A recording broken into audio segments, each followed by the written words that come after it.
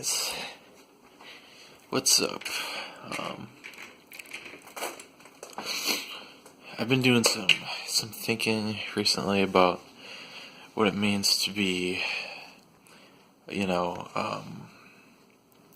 like postmodern, and I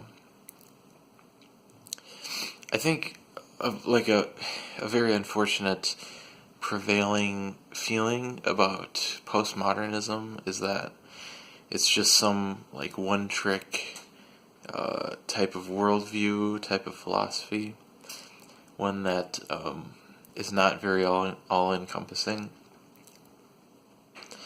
But I think that's a mistake. I think postmodernism has a lot more to it.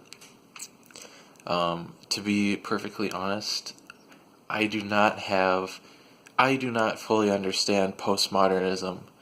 I have only had a very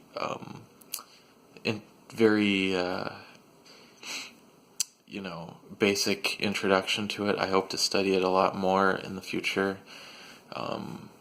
But some of my favorite works of all time are postmodern. And I think that maybe perhaps in its early years, postmodernism, as defined by some individual works, were very basic, but they were important. But I think the later era of postmodernism, which is probably still continuing, is like potentially its pinnacle, because really what it is you take a lot of those earlier examples of postmodern work and you compile them together, those ideas, and so you build a new like work of art or structure based on a shit ton of those earlier ideas. So it's a much more complex piece, whether you're talking about a book or a video game or whatever. It's a much more complex piece because it's not just a one-trick thing. Like, a lot of people like to stop there. They like to think, oh, a guy wrote his name on a urinal, and that's, it's just this kind of like, they do a piece of art with a wink, and they're like, heh, gotcha, you can't say it's not art. But I don't think that's where postmodernism ends. I think postmodernism is still going.